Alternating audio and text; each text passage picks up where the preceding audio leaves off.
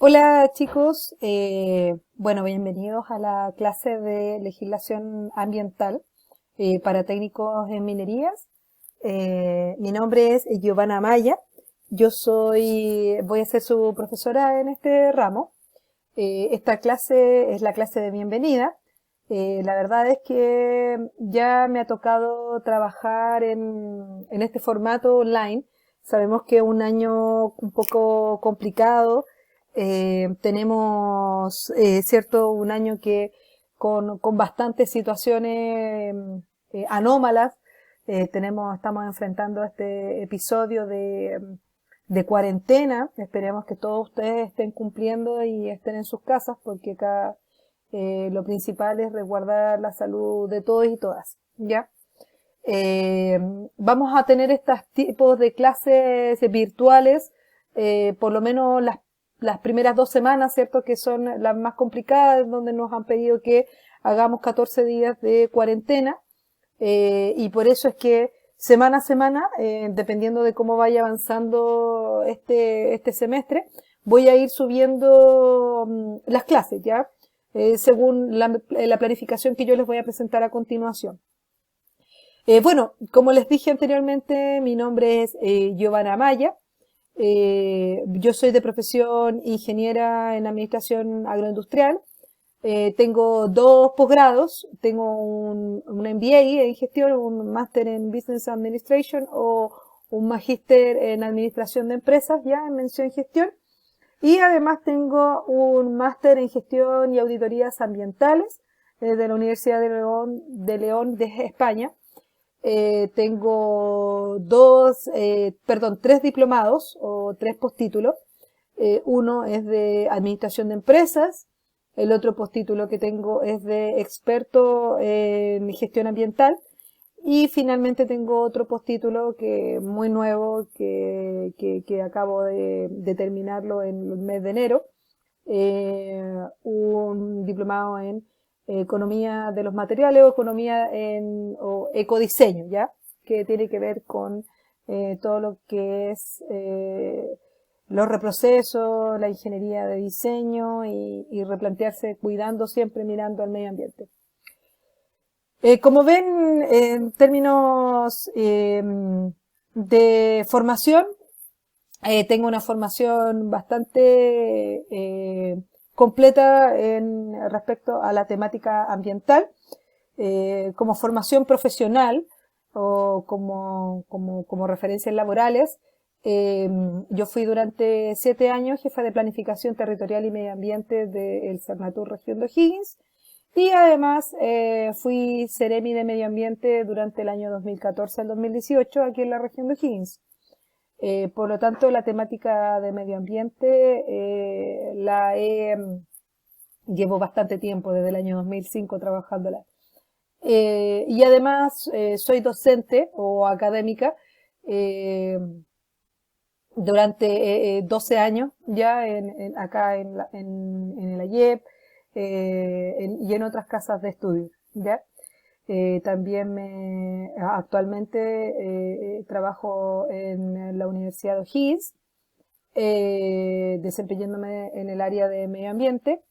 Y además tengo una consultora que se especializa en la temática ambiental, en donde hacemos declaraciones de impacto ambiental, estudios de impacto ambiental y pertinencias de ingreso al sistema de evaluación de impacto ambiental a distintas empresas de acá de la región. ¿Ya? Entonces, y además tuve, lamentablemente, hace 2 años atrás, tuve una empresa de reciclaje, pero la llegada o los impuestos que se aplicaron a todo lo que era materia de reciclaje no llevó a terminar el proyecto, que era muy lindo, y esperamos en un tiempo más poder retomarlo con un amigo. Eso es lo que les puedo contar de mí. Esta primera clase va a ser más que nada de presentación, y vamos a ver igual en la primera, dentro de la primera unidad, el primer contenido que tenía programado para esta clase, ya que la iniciaríamos hoy día, miércoles 18 de marzo. Bueno, me acabo de enterar también de que estamos en un estado de catástrofe. Lo más probable es que nos lleve a una situación ya de emergencia nacional y significa una cuarentena nacional, y lo más probable es que estemos ya 2 semanas completamente encerrados en casa. Vuelvo a insistir, esta situación del coronavirus es un tema que no hay que tomar a la chacota. Tengo colegas míos que viven en los países que están siendo afectados hoy día por esta pandemia, que han sido mucho más afectados que nosotros, principalmente en España y en Italia. Y la verdad es una situación compleja. Esta enfermedad no distingue adultos.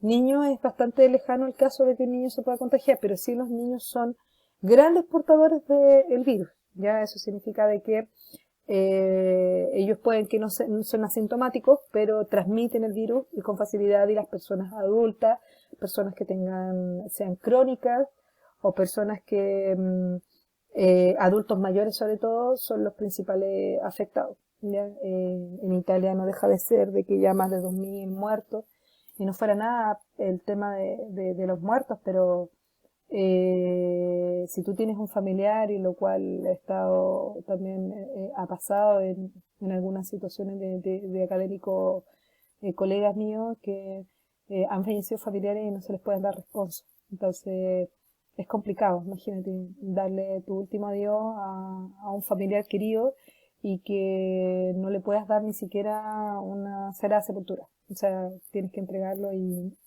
los cuerpos se entierran, ¿no? sin poder despedirte. Entonces es complicada la situación, y esperemos ustedes también, chiquillos, como jóvenes, tomen precauciones necesarias.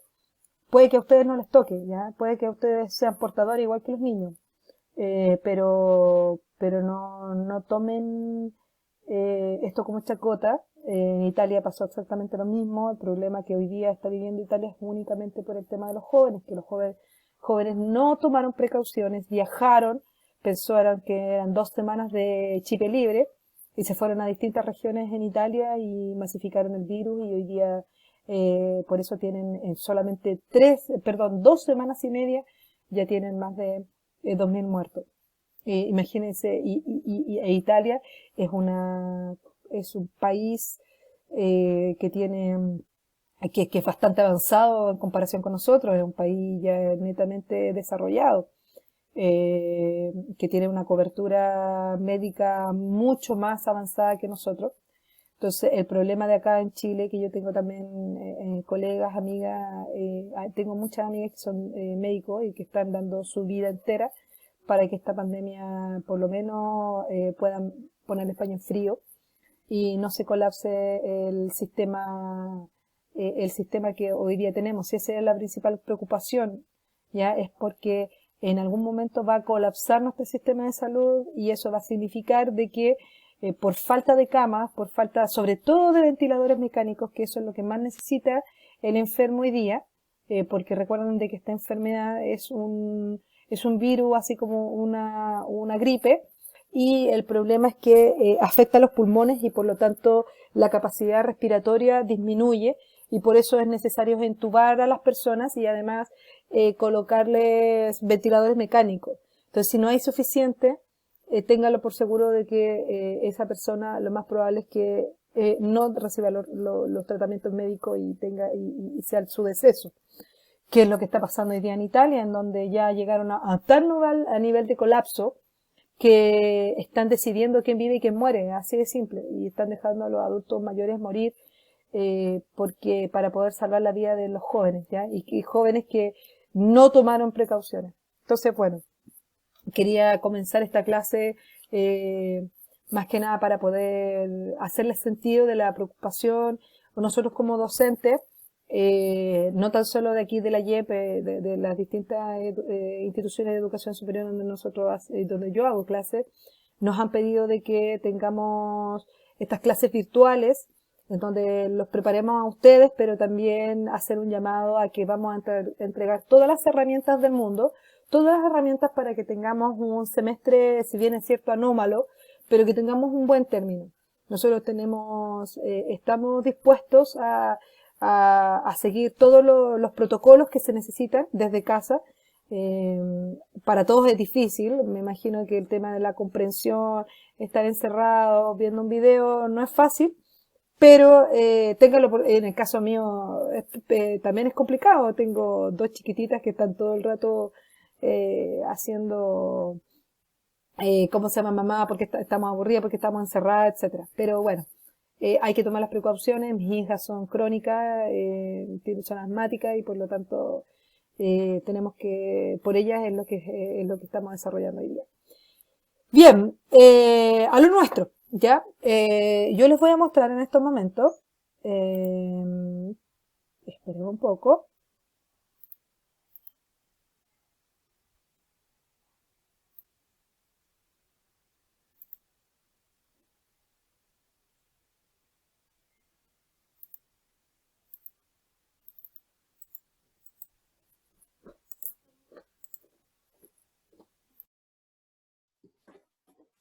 Ya chicos, entonces lo que les comentaba era de que vamos a ver la planificación de este ramo, legislación ambiental. He hecho algunas modificaciones respecto a la planificación lectiva la planificación lectiva que ustedes tienen en internet, pero en el intranet. Créanme que estas modificaciones ya han sido conversadas y que lo importante acá es que ustedes van a conocer respecto a la legislación ambiental, pero también van a conocer otros contenidos. Les voy a compartir esta programación, se los voy a enviar también al correo electrónico. Bueno, aquí ustedes pueden ver que tenemos lo que es la planificación de la asignatura de legislación ambiental de técnico en minería. Nosotros vamos a tener dos grandes unidades. Tienen que comprender que nosotros tenemos alrededor de 17 semanas, ya donde en estas 17 semanas se tienen que realizar todos los contenidos y siempre dejar las últimas 3 semanas que son para pruebas recuperativas, para las pruebas, los exámenes 1 y el examen de repetición. Bueno, tal como lo pueden ver aquí, unidad 1, vamos a ver fundamentos del medio ambiente. Estaríamos en la semana 1 y eso significa que es hoy día 18 del 3, tendríamos que ver lo que es medio ambiente y sus componentes y alcanzaremos a ver algo, muy poquito de contaminación atmosférica para poder dejar fuerte la próxima semana, ¿ya? También vamos a ver, bueno, lo voy a dejar acá, de hecho, vamos a bajarlo porque lo más probable es que hoy día al tener este ramo de un poco virtual, es que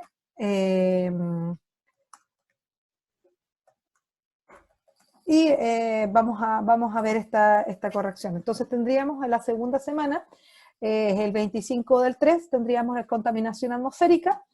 La semana del 1 de abril, que es la semana 3, tendríamos contaminación de ruidos y suelos. Voy a cerrar esto, no sé cómo cerrarlo, a ver si lo puedo. Entonces, a ver si lo cierro, no se quiere cerrar. Si lo bajamos y lo subimos, ahí, bueno, contaminación de ruidos y de suelo.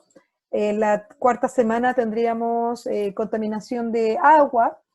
La quinta semana veríamos riles, residuos industriales líquidos y residuos industriales sólidos, siempre orientados al ámbito de la minería. En este ramo la verdad es que yo presento imágenes, están las diapositivas, pero también voy presentando imágenes para poder hacerle a ustedes un poco de sentido en cómo trabaja la minería actualmente en la temática medioambiental.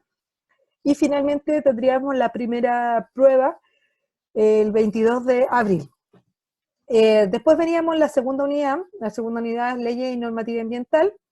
Veríamos la semana 7, la institucionalidad ambiental. que veríamos todo lo que hace el CEAP, todo lo que hace el Servicio de Evaluación Ambiental, el Ministerio del Medio Ambiente y la Superintendencia de Medio Ambiente. La semana 8 veríamos declaración de impacto ambiental, estudio de impacto ambiental y consulta de pertinencia, cómo se trabaja ya en este tema. La semana 9 haríamos un trabajo en clases del sistema de evaluación de impacto ambiental, donde yo les voy a presentar un trabajo y ustedes van a tener que desarrollarlo. La semana 10, ustedes verían el Decreto Supremo 148 y el 248, que tienen que ver con residuos, y veríamos el reglamento el reglamento que es el código código minero. Y la semana 11 veríamos reglamento de seguridad minera, normas ambientales chilenas como normas de emisión, normas primarias, secundarias, código sanitario, la ley 20.920, que es la ley de responsabilidad extendida del productor. La semana 12 le estaría presentando lo que significa un plan de cierre minero, que esto ya estaríamos hablando del 3 de junio, para el 10 de junio iniciar con los trabajos, la exposición en clase. Ya la exposición de los trabajos, yo les voy a dar un tema y ustedes van a tener que investigar y van a tener que hacer una presentación, ¿ya? Tendrían la prueba de cátedra 2 para el 17 de junio, para el 24 de junio tendríamos las pruebas recuperativas, y el 1 de julio tendríamos el examen número 1 y el 8 de julio tendríamos el examen número 2. Estas fechas obviamente son movibles dependiendo de lo que cómo se va a ir, se va a comportar este semestre, que es un poco raro, ¿ya? Entonces, lo principal acá es que vamos a ir viendo cómo vamos a estar constantemente comunicándonos, porque necesitamos saber cómo se va a comportar este semestre, ¿ya? Entonces tendríamos entonces 2 unidades principales y tendríamos alrededor de 4 notas. Ya tendríamos la prueba de cátedra 1, la prueba de cátedra 2, los trabajos en clase, que son todos trabajos en grupo. Ese trabajo en clase también es un trabajo en grupo, solo que la posición de trabajo es un trabajo de investigación en grupo.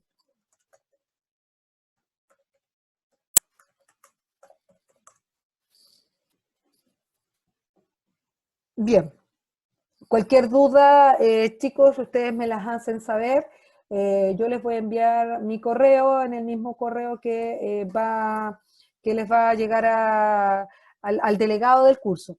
De todas maneras, pueden colocar mi correo, es amaya.giovanna@gmail.com.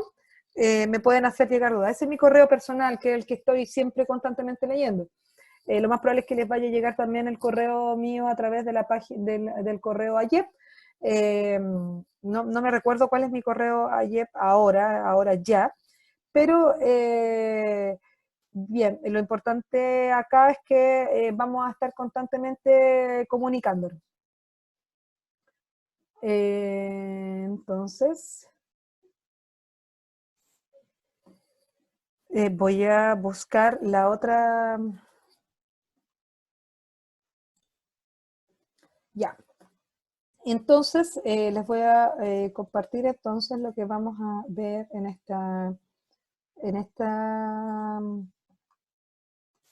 unidad.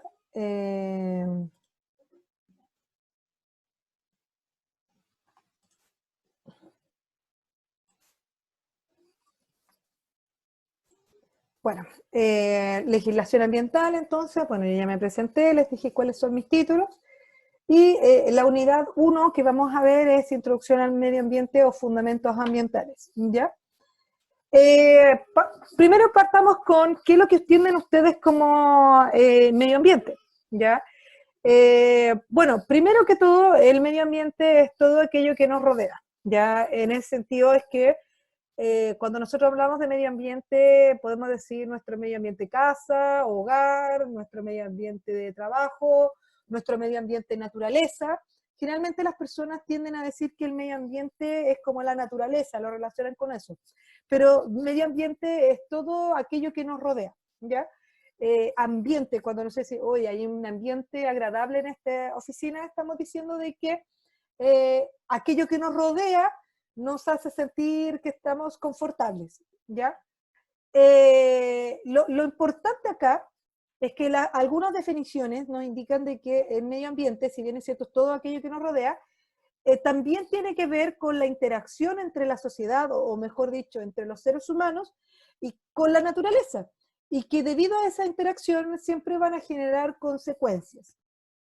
Por ejemplo, cuando hay actuaciones antrópicas, antrópica significa por el ser humano, significa que se va a generar una consecuencia, y muchas veces esas consecuencias pueden ser negativas o perjudiciales para la naturaleza. ¿Ya? Y ahí es donde se origina lo que es la contaminación. Por lo tanto, una de las definiciones más claras es que, según Quiroz y Treyes, en 1992 dijeron de que cualquier medio ambiente es cualquier espacio de interacción y sus consecuencias entre la sociedad y la naturaleza. ¿Se fijan? Porque la naturaleza, más adelante vamos a ver que también hay agentes contaminantes provenientes de la naturaleza. Ustedes dirán, pero ¿cómo si la naturaleza no contamina? Sí, contamina, pero de una forma natural, en donde la biosfera, en este caso nuestro planeta, de forma natural va depurando esa contaminación.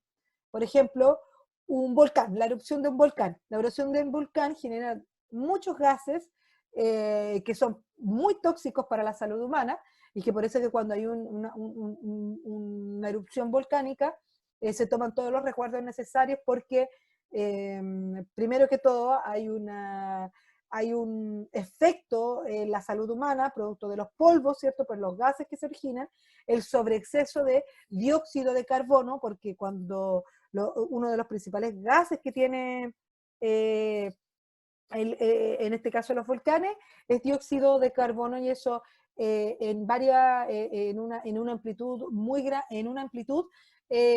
la salud humana está en riesgo. Pero también esa masa, ¿cierto?, de gases generan un efecto luminoso, de falta de luz, mejor dicho, y esa falta de luz daña también a la fauna, a la flora y fauna de nuestro planeta. Ustedes saben que, por ejemplo, la flora en nuestro planeta hace el efecto de fotosíntesis, que permite la vida también que es un proceso elemental para permitir la vida humana. ¿Por qué? Porque la fotosíntesis es adquirir nutrientes a través de la luz solar, en donde la flor, en este caso, o los vegetales, lo que hacen es transformarla en sus nutrientes a través de la clorofila, y ellos están absorbiendo absorbiendo dióxido de carbono y transformándolo en oxígeno para la Tierra. Por lo tanto, son elementos muy buenos, son elementos esenciales, y que científicos han probado de que una forma de depurar la contaminación atmosférica es a través de la bioremediación, o a través de la plantación de árboles, porque por eso que ustedes han escuchado muchas veces el concepto de los pulmones, los que son pulmones de vida, ¿ya? Porque a través de su proceso de fotosíntesis pescan el dióxido de carbono que hay en el aire y lo transforman en oxígeno, ¿ya? Bueno, pero también tenemos consecuencias que son provocadas obviamente por el ser humano, y esas consecuencias son las que hoy día nos tienen bastante problemados, que son la contaminación que se está generando.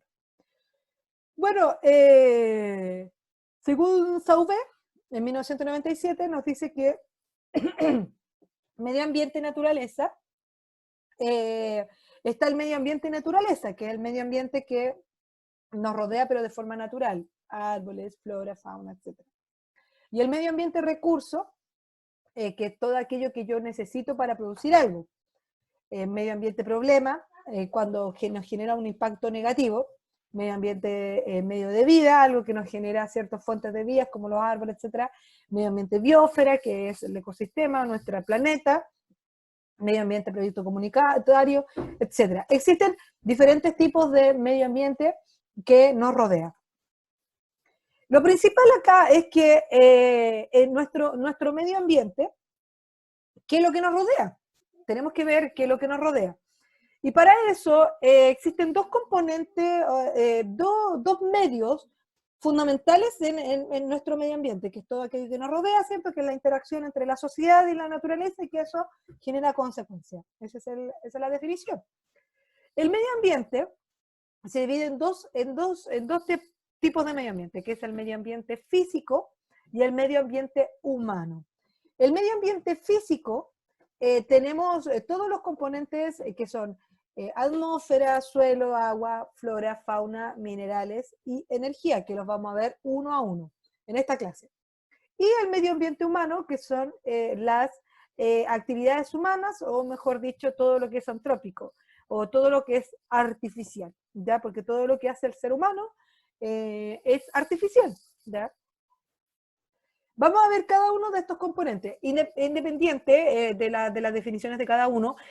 Todos son importantes porque todos desarrollan vida en nuestro planeta, ¿ya? Y esto es lo que siempre nos está rodeando a nosotros, el medio ambiente físico y el medio ambiente humano.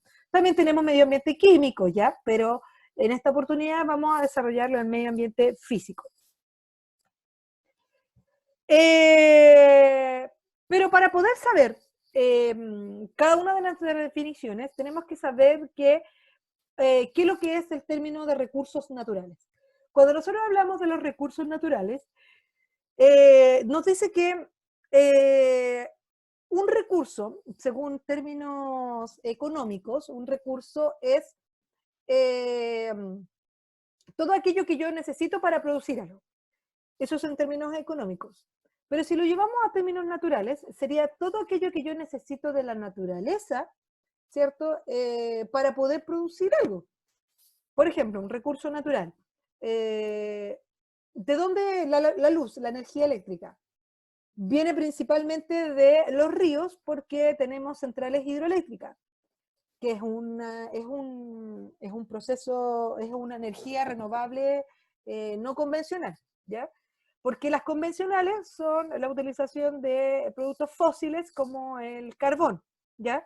Y esa generación de energía, la verdad es que nos ha traído enormes consecuencias, porque cuando nace la revolución industrial en el siglo XIX, que la revolución industrial ustedes saben que es cuando el hombre empieza a dejar de lado la mano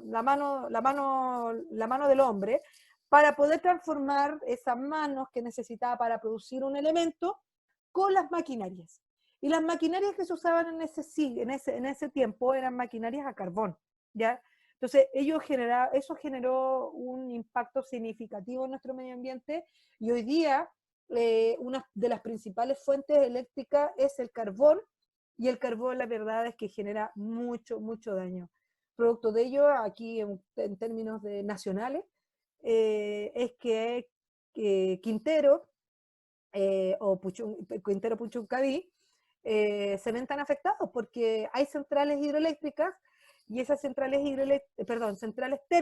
termoeléctricas en base a carbón y que, o sea, el carbón es un producto fósil, en donde, ¿qué significa que sea? Y que no es un recurso natural renovable, es un recurso natural que no renovable, por lo tanto, si se acaba, se acabó y ya no vuelve a nacer nuevamente.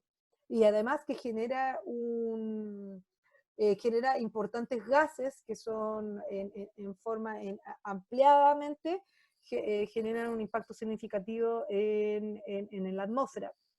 Tenemos, por ejemplo, el dióxido de carbono, tenemos el óxido de nitrógeno, el NOx que le llaman, el óxido de azufre, también tenemos un componente arsénico. Entonces, la verdad es que estos tipos de fuentes de energía son agotables además y son bastante contaminantes. Pero pongámonos en la situación de que vamos a utilizar energías renovables no convencionales. Eso significa que son energías que son raras, pero que generan energía. Por ejemplo, central hidroeléctrica, perfecto. Es una energía renovable, ¿por qué? Porque se renueva, el agua se renueva. Bueno, hoy día estamos en una época de sequía, entonces el agua se escasea, también vamos a tener el día de mañana una crisis energética. Pero, que ya lo estamos viviendo. Pero también tenemos energía eólica, ¿cierto? Que es producto de los vientos, energía mareomotriz, que es producto de las olas, el movimiento de las olas generan energía. También tenemos energía geotérmica, que es la energía proveniente de la tierra. Tenemos energía en biomasa. ¿Qué quiere decir la biomasa? Que son todos esos compuestos orgánicos que tienen un poder calorífico y que por lo tanto pueden generar energía. Entonces, todo este tipo todo este tipo de energía proviene de la utilización de los recursos naturales. Las olas, recurso natural. El viento, recurso natural. El agua, recurso natural. La tierra, recurso natural. Entonces, todo esto hablamos de los recursos naturales. O sea, todo aquello que proviene de la naturaleza que me sirve para producir algo. El tema es que se caen en tres categorías.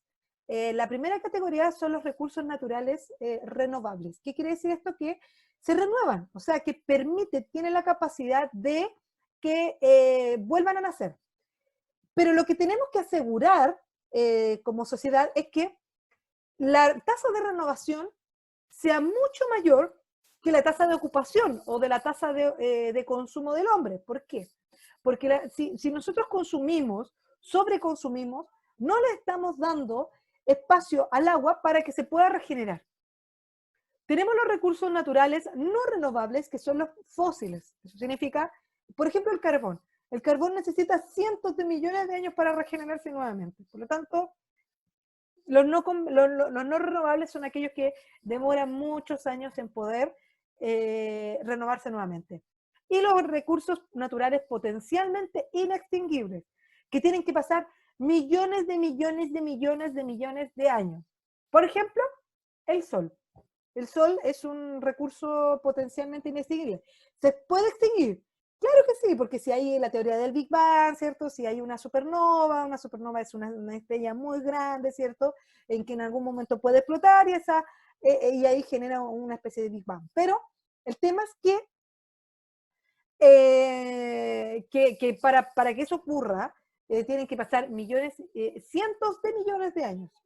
Entonces, son potencialmente inextinguibles.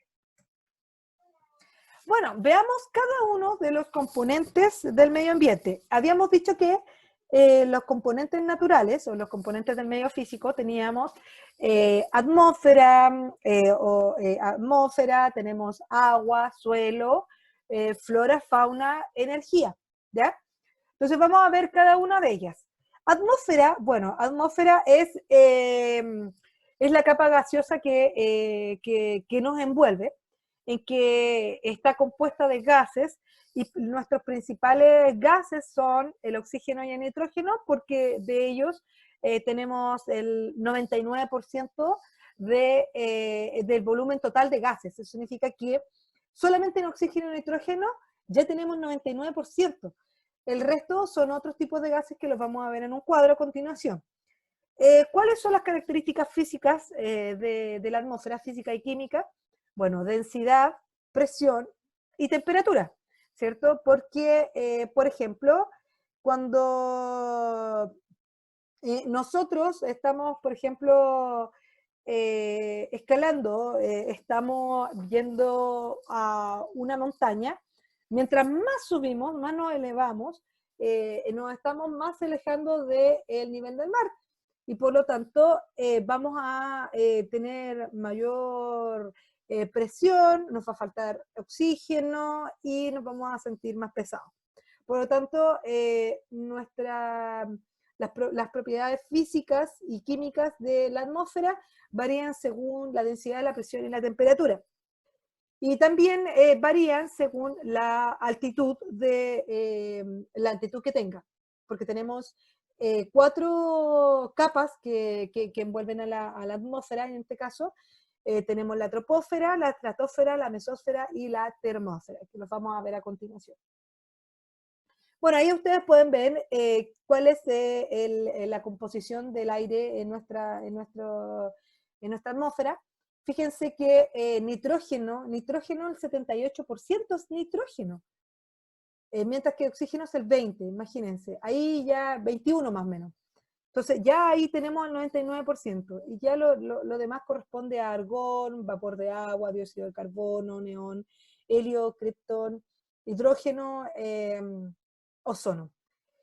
De ellos, los gases de efecto invernadero, tenemos por ejemplo el vapor de agua, el dióxido de carbono, que es el CO2, tenemos el ozono, que nos falta acá, y que el metano, también el CH4, que son gases de efecto invernadero, que vamos a ver en la próxima unidad, perdón, el próximo contenido, la próxima semana vamos a ver contaminación atmosférica, y ahí les voy a enseñar lo que son los gases de efecto invernadero.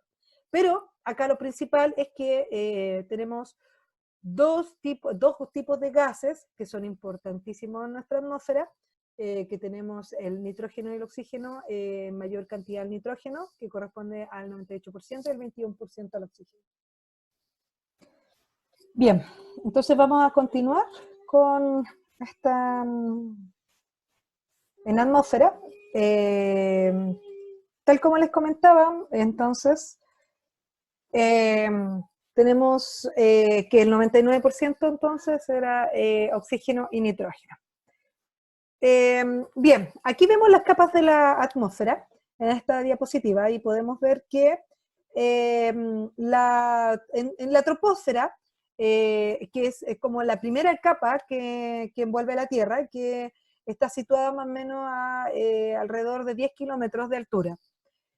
Luego tiene la estratosfera, ya, en donde tenemos de 10 a 50 kilómetros más o menos de distancia de nuestra biosfera. Tenemos la mesósfera, que aquí es donde, entre la mesósfera y la termósfera, es donde se genera la capa de ozono, que ya la vamos a ver.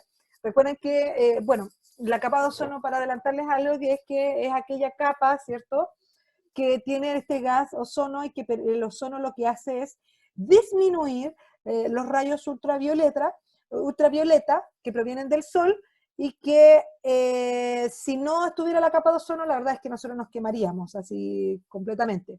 Entonces lo que hace el ozono es que disminuir la luminosidad y esa radiación solar que proviene directamente del sol. Es súper importante, porque, por ejemplo, hoy día nosotros nos enfrentamos a un efecto que es el daño en la capa de ozono, que lo vamos a ver más adelante, y sobre todo afecta en las regiones del sur, en donde, imagínense, si hay un daño en la capa de ozono, hay un hoyo en la capa de ozono, significa que en ese sector los rayos del sol están penetrando en forma casi 100%, y la gente se está irradiando mucho, y por eso puede formar cánceres en las pieles de estas personas.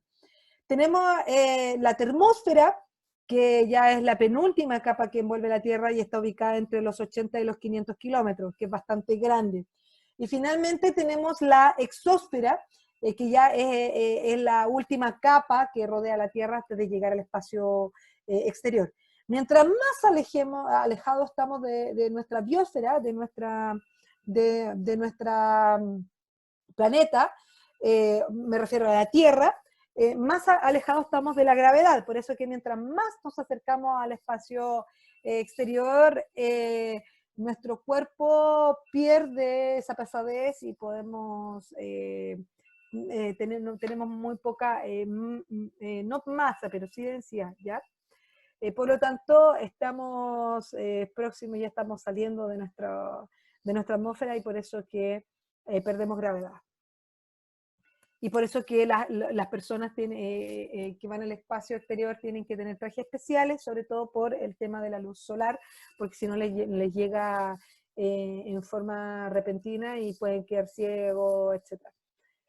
Yo no sé si ustedes recuerdan el caso del tipo que saltó de Red Bull, ¿cierto? Que lo hizo en la exósfera, pero precisamente entre la termósfera y la exósfera, y ya está casi saliendo de nuestro planeta, y se lanzó con traje de astronauta, para poder soportar también el frío mientras más no estamos de la temperatura de acá de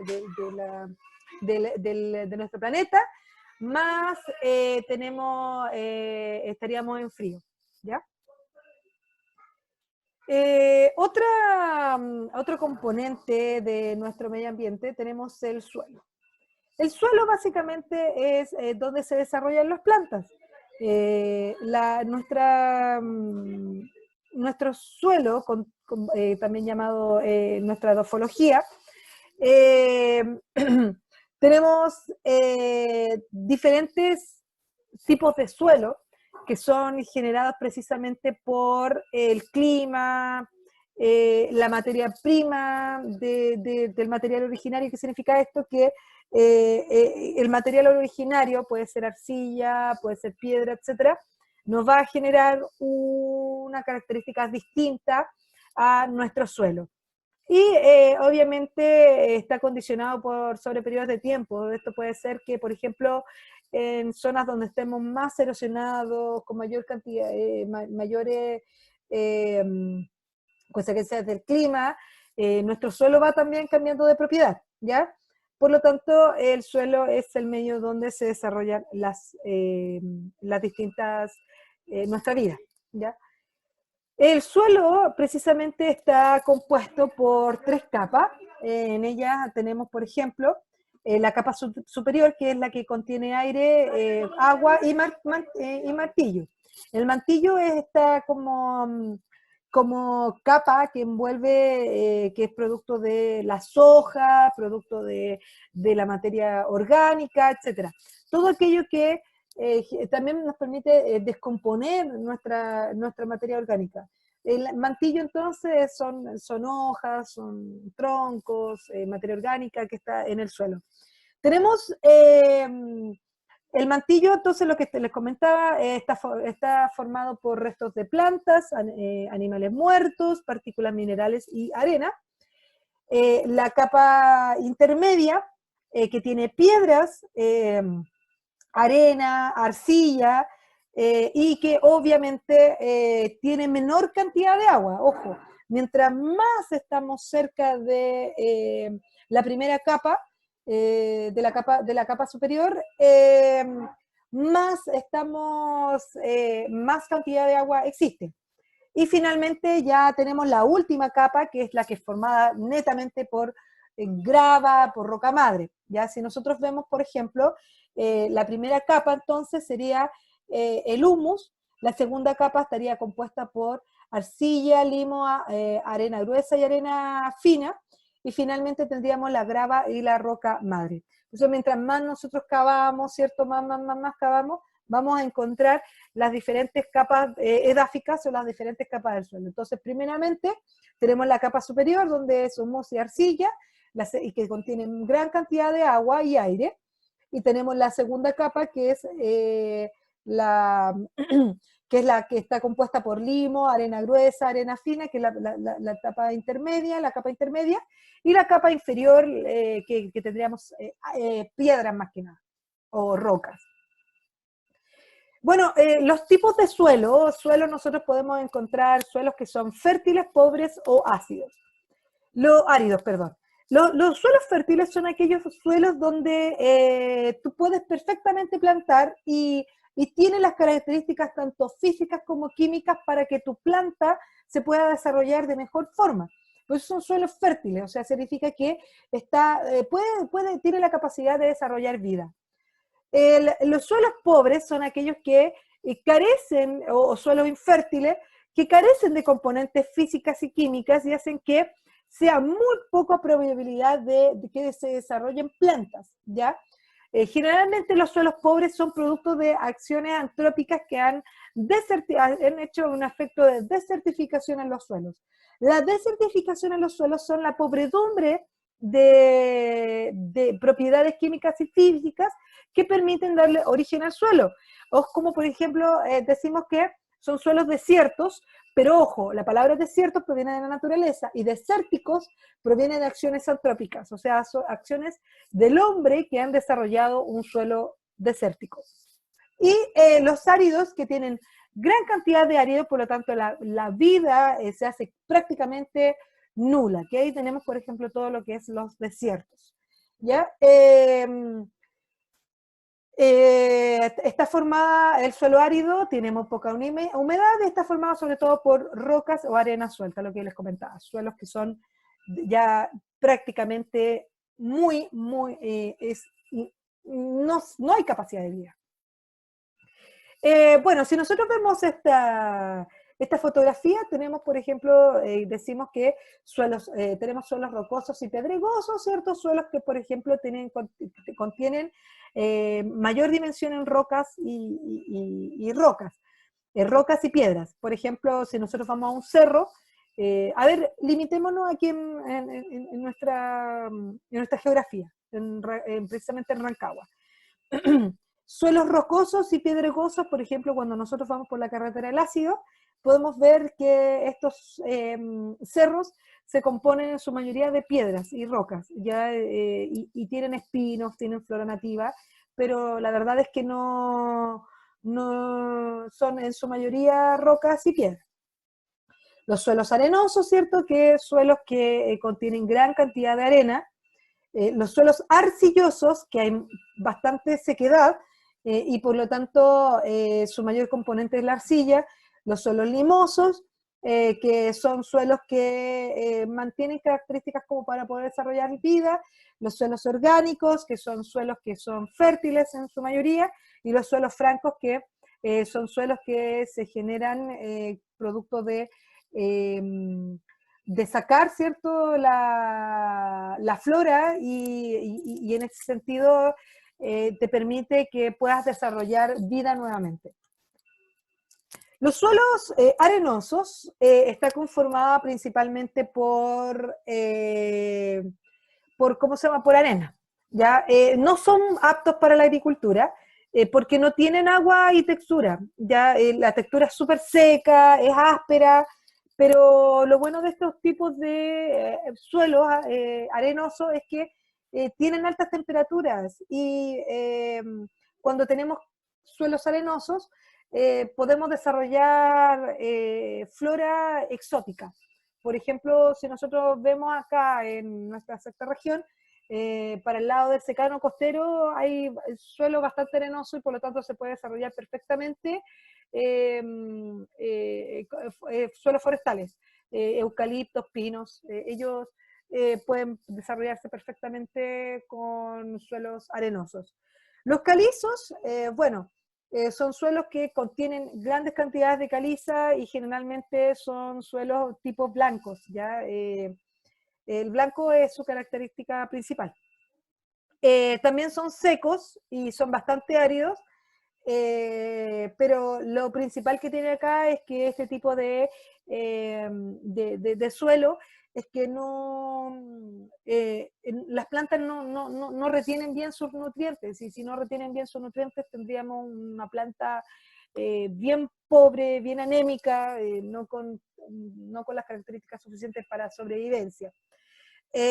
Igual hay algunos tipos de árboles que se pueden desarrollar en suelos calizos, por ejemplo, higueras, almendros, y que pueden crecer, ya generalmente porque a lo mejor su capacidad de retención de nutrientes es un poco más lenta y por lo tanto pueden vivir en este tipo de suelo calizo.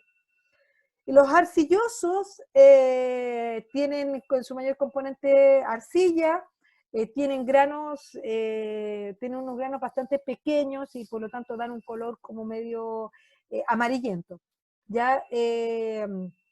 Pueden retener agua, pero si tú quieres hacer agricultura, puedes, por ejemplo, mezclarlo con abono y vas a tener un buen suelo, un suelo que te permite tanto retener nutrientes como retener agua y te permite mantener charcos. Entonces eso significa de que tu flora puede desarrollar vida perfectamente.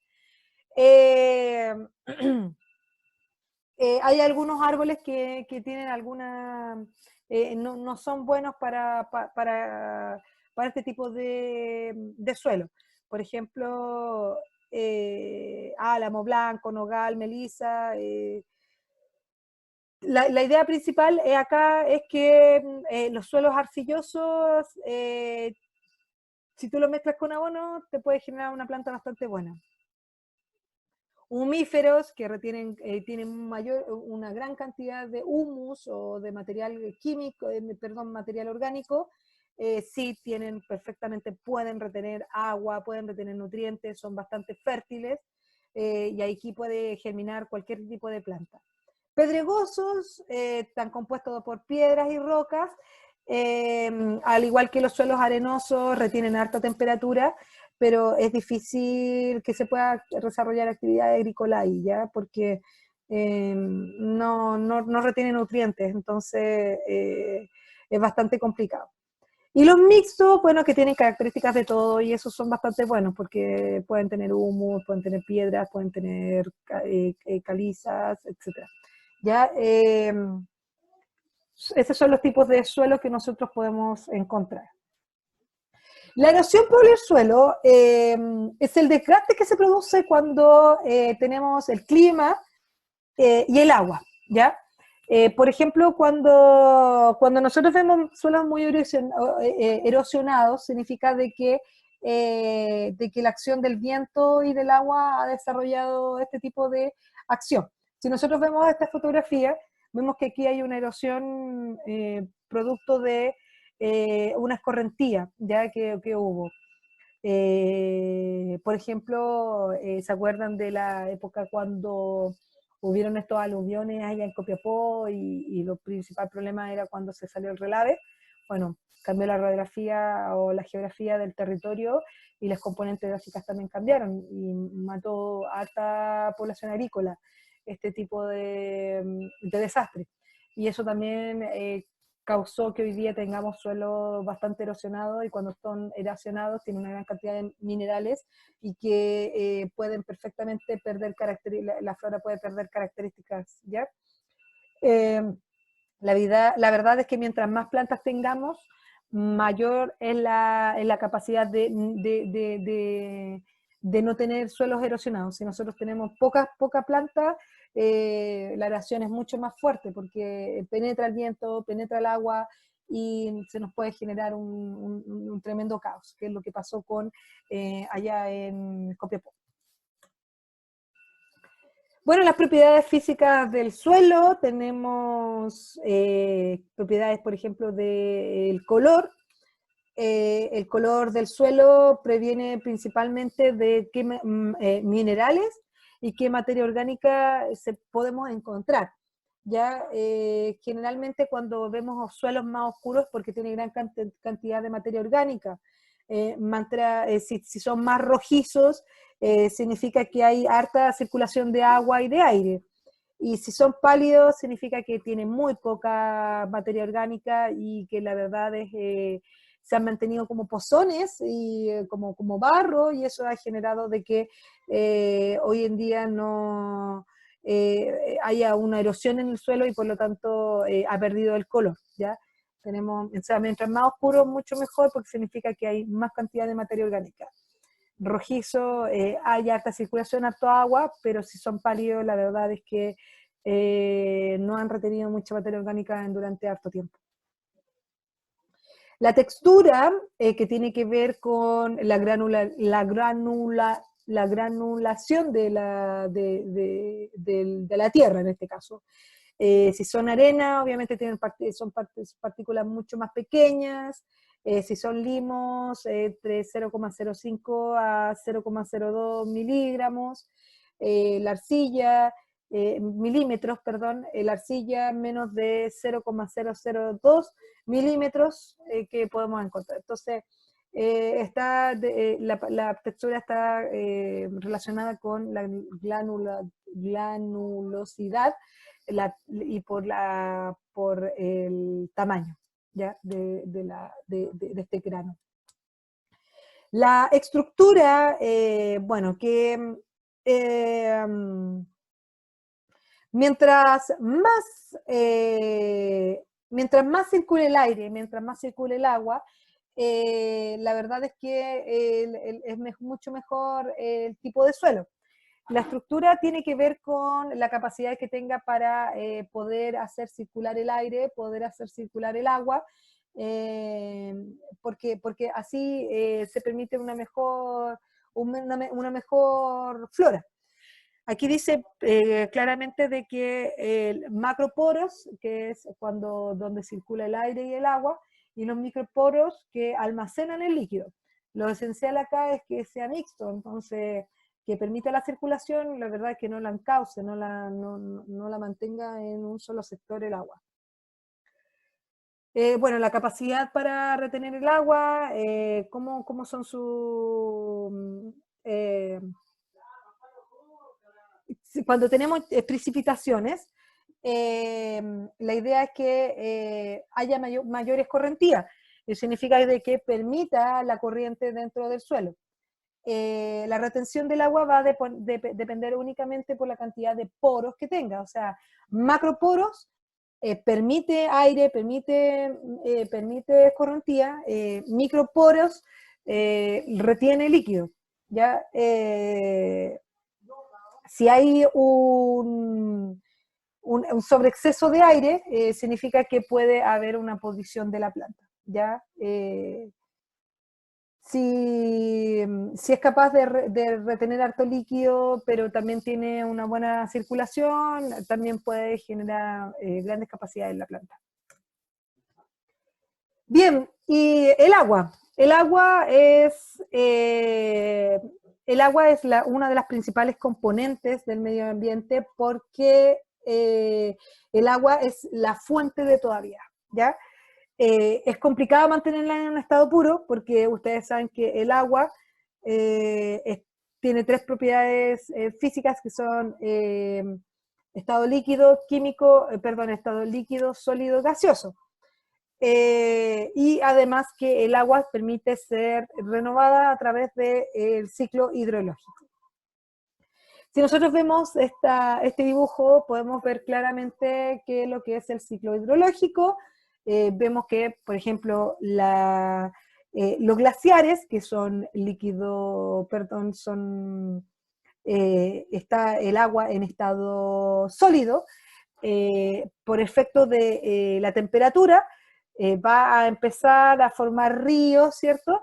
Escorrentías, y por lo tanto también generan que el agua se derrita y que pase a estado líquido.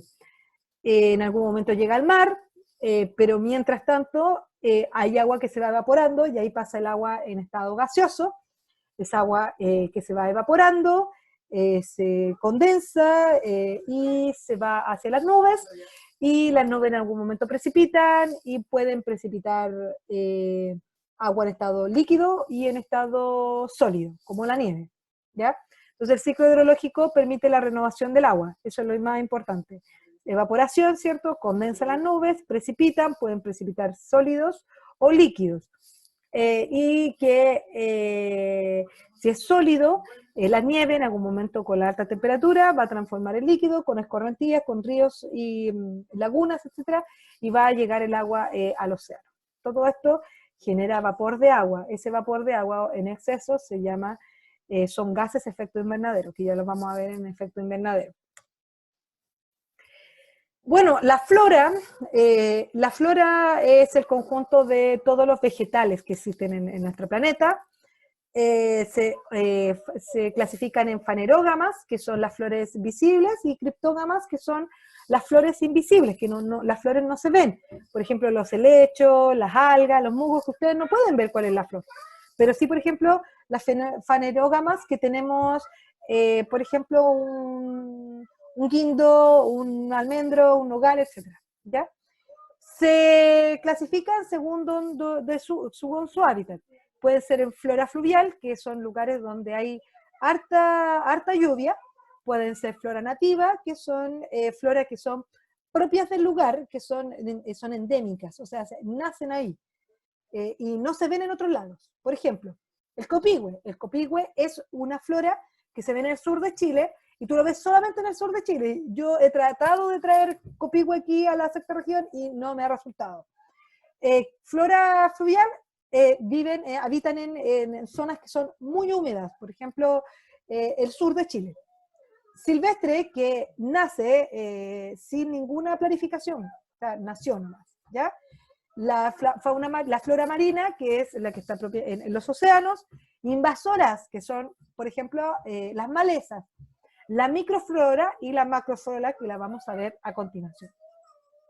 Bueno, dentro de la flora fluvial, por ejemplo, aquí vemos una característica típica de flora fluvial, donde llueve mucho y generan distintos tipos de floras.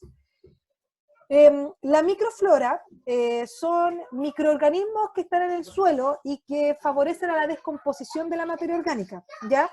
La verdad es que ellos lo principal es que transmiten nutrientes a las distintas floras visibles y a la macroflora en este caso.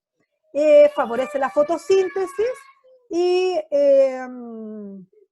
la verdad es que la microflora permite la fertilidad del suelo. Entonces son bastante importantes, no se ven, son muy chiquititas, pero permiten lo principal, la cantidad de microorganismos que mantiene y que favorecen a la descomposición de la materia orgánica. Y la macroflora, que está compuesta por las flores que son visibles, o sea, con las plantas que son visibles. Y ahí tenemos plantas superiores, árboles, pastos, plantas herbáceas, etc.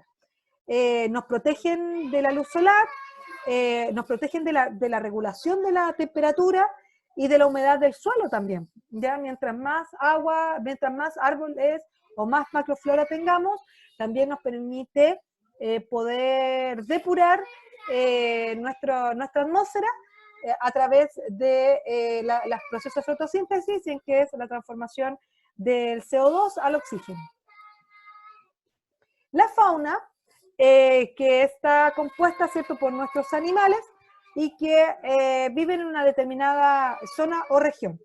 Está compuesta por dos grupos que son los invertebrados, aquellos que no tienen vértebras, ¿cierto?, que no tienen huesos, y los vertebrados que sí tienen huesos. De acuerdo a su lugar donde habitan, tenemos fauna silvestre, que son esa fauna que nace nomás, que corre, que libremente. Tenemos la epifauna, la infauna, macrofauna, megafauna, mesofauna, microfauna y pedofauna, y que los vamos a ver a continuación.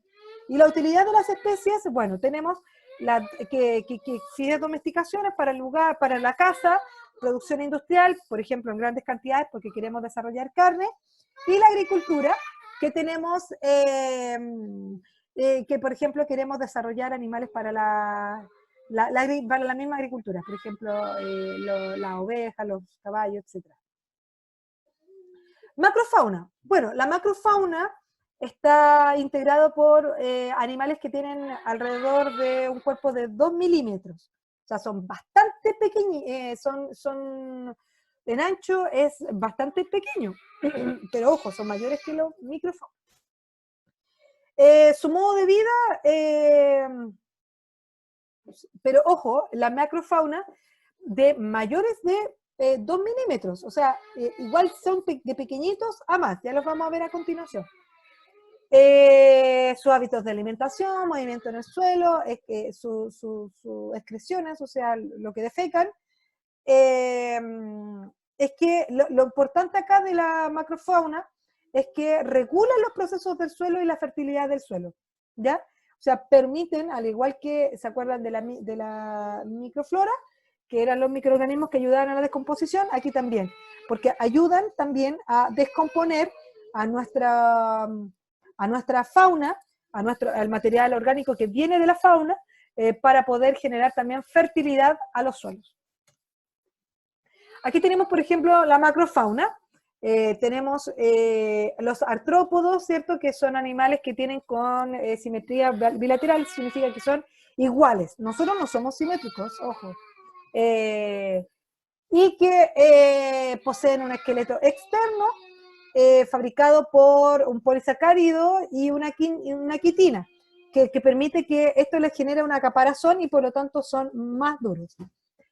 Poseen patas que son articuladas y que según la clase de artrópodo podemos encontrar, por ejemplo, los insectos que tienen 6 patas, los arácnidos que tienen 8 y 10 patas, que en el caso de, 8 patas, que son en el caso de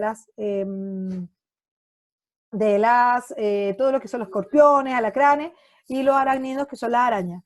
Los crustáceos tienen 10 patas, por ejemplo, las jaivas, los cangrejos, las centollas, etcétera, las langostas, y los miarópodos, que son de más patas, por ejemplo, los 100 pies, ¿ya? Y dentro de tenemos también los mamíferos, tenemos que son los que tienen crías, tenemos las aves, que son las que tienen huevos, ¿cierto? Que vuelan, en su mayoría, porque, ojo, los pingüinos también son aves, pero no vuelan. También tenemos los peces que habitan en el agua y que se desarrollan por huevos, se reproducen por huevos. Tenemos los anfibios, tenemos los reptiles, ¿ya? Y la lombrices, que su principal trabajo es que descomponer el suelo y el humus, o sea, el excremento que ellos generan, es bastante bueno en abono para la tierra. Dentro de la microfauna son animales súper pequeños, estamos hablando de animales que son menos de 0,1 milímetros de tamaño. Y para eso se necesita un microscopio para ser visto. Aquí tenemos, por ejemplo, los protozoos. Los protozoos, ¿cierto? Que son animales sencillos, ya que están formados por una sola célula. Son capaces de moverse y algunos de ellos se pueden transformar en colonias. Los protozoos son bastante buenos para la descomposición de la materia orgánica. Los nemátodos, que son invertebrados, que son dependientes del agua, ¿ya? Lo bueno es que donde existe carbono orgánico, ellos siempre van a estar, también ayudan a la descomposición de la materia orgánica, ¿ya? Y también son control biológico, ojo, en plagas y insectos. Ellos, la verdad es que mantienen la correlación entre plagas e insectos porque ellos consumen ese tipo y mantienen el control de plagas. Las algas, ¿cierto? Que son organismos que tienen clorofila y pueden llevar fotosíntesis dentro del agua. Los rotíferos, que son animales bien diminutos, que habitan en aguas dulces, ¿ya? Y además en suelos húmedos. Eso significa que en charcos ellos están presentes, los rotíferos. Entonces tenemos el alga, los rotíferos, los protozoos y los nemátodos. Bueno, dentro de las formas de vida de la fauna tenemos los animales vertebrados, tenemos los peces, los mamíferos, los aves, los reptiles, los anfibios y también los humanos. Y dentro de los invertebrados tenemos los articulados, moluscos, gusanos, esponjas y protozarios, que ya los vimos en la diapositiva anterior. Y finalmente tenemos los minerales. Los minerales, bueno, que son cuerpos inorgánicos que están presentes dentro de nuestra corteza terrestre. Existen más de 2000 minerales distintos. La principal componente es que son agotables, o sea, son un recurso natural no renovable. Por lo tanto, los minerales, ¿cierto?, tienen diferente composición química, diferente composición física, tienen una estructura cristalina definida y eso va a depender de la roca madre, presentan variedad de colores y formas y texturas, y los principales minerales que nosotros encontramos son el carbón, el hierro, el cobre, el uranio, plomo, zinc, aluminio, oro y plata, ya que es donde ustedes trabajan. Y eso, chicos, es el ramo de hoy. Espero que les haya gustado.